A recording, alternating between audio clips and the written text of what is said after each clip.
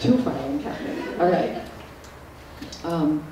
Piles of paper on your desk is not a filing system. I don't care if you think you can put your hands on it right away. You can't, actually. That's a fib. Get yourself a system whereby you can put things in a place where you can find them again. I'll show you a system that I use. This is folders that hold information for about 3 generations. And so I have a series of folders for each family that I'm looking at. And I put a pedigree chart on the front of the folder. That's my table of contents, so I know what's in it. All right, that's words. What does it look like? That's what it looks like. It's red. That means to me that this, turn those lights. They get the idea. You have a pedigree chart in front of you. Okay, that pedigree chart has names on it. All right. Where was I? Oh, yes, it's red. That means that it has to do with my maternal grandmother's family. Now, I'm not telling you to make your maternal grandmother's family red. I'm telling you to have a system. Okay? The first name on this pedigree chart is Mary Grover. It's not me, it's not my grandmother. We've gone back in time, but it's the name that is the beginning of this folder. It has her parents, it has her grandparents, and then it has the names of her great-grandparents. And when I get enough information about a great-grandparent, then I open a new folder, also red. So there is in existence another folder in which Mary Grover, the first name on this one, is a great-grandmother of somebody. And so I can connect the folders. If I have a big enough living room floor, I could lay them all out. All right, sorting and filing. You're going to have some information that will not fit in one of these folders. It might be because it's group information. You may have gotten information about a cemetery or church records or something, and you have the whole thing, because at the point you get it, you may not know exactly who you're interested in. Some of these people are going to be your ancestors, some of them you're not sure yet. So you have a cluster, a group of information, and it doesn't fit in just one folder because it might go in that folder or this folder or the other folder. So you have to have a way of sorting through group information, clusters of information. And this is whatever seems logical to you. Is it because it's the location? Are you getting a lot of information about a particular location? You need a folder about a particular town or whatever. Or are you collecting a whole lot of census records on a surname because you're trying to sort out who's who, and you don't know who's who quite yet? So you have a folder for census records or something like that. As long as you are consistent, it'll be okay. But make sure that you define in your own mind, and you might write it on the folder, just what is in this folder. Genealogical software. The computer has to do the sort of stuff that people were doing with pencil and paper. So it has to form the basic tasks. It has to be able to make family group sheets. It has to be able to make these ancestor charts. It has to be able to allow you to enter the source of your material easily. If there's any kind of a barrier to entering the source, people are not going to do it. And the quality of your research just plummets when you don't have the sources. It has to be easy. And it has to be easy to move around the different screens.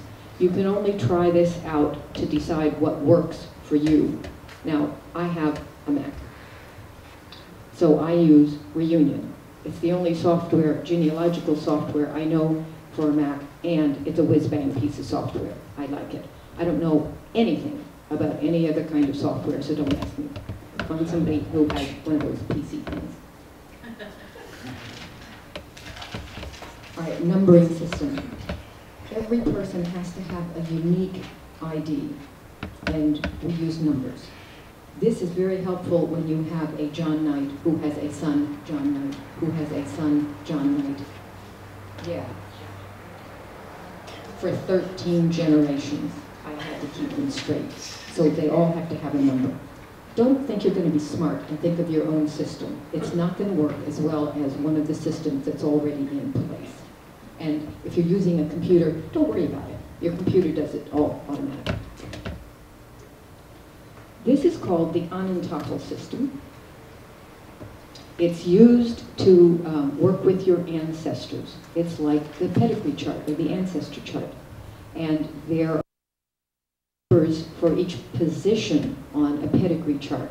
The father is always twice the child, and the mother is the father plus one. And if you apply this arithmetic, every person gets a unique ID number. There is a problem when cousins marry. Okay, here, this is the beginning of my ancestry. That's me. I get to be number one, right? So my father is twice one is 2, and my mother is 2 plus 1 is 3. My mother's father is twice 3 is 6, and my mother's mother is 6 plus 1 is 7. And it continues that way. That's the numbering system that's behind all of your ancestor charts. Okay. I have 2 cousins that managed to marry.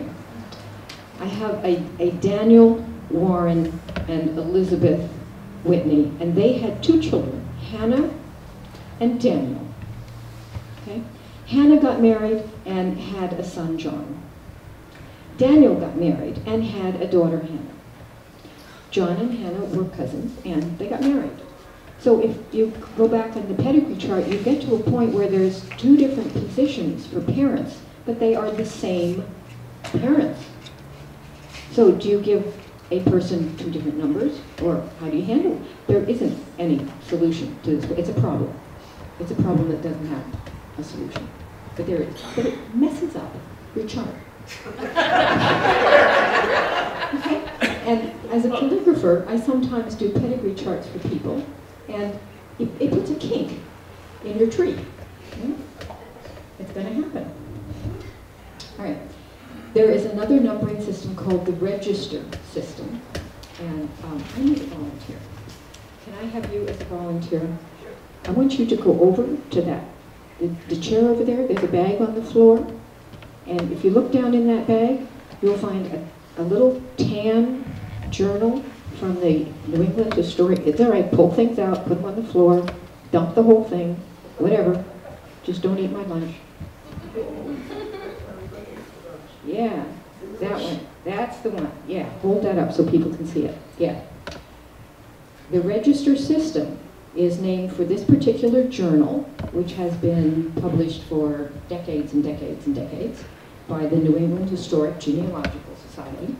This is a scholarly journal. The data in the articles in here is reliable. You can trust it.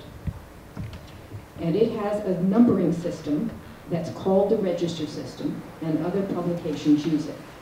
Thank you very much. Now this has small type, and the next image that you'll see is a blow-up of the left-hand side. But this is an example of an excerpt from an article from the Register, and it shows you how this numbering system works. Basically, the genealogy is grouped by family groups, and then we go on from there. Now let me just enlarge it. Person number 2 in this article is George Dalton. And first there's a little paragraph about George Dalton. And then underneath that information, there's a list of children, and the children have lowercase Roman numerals. And you're supposed to do the best you can order as well as you know it.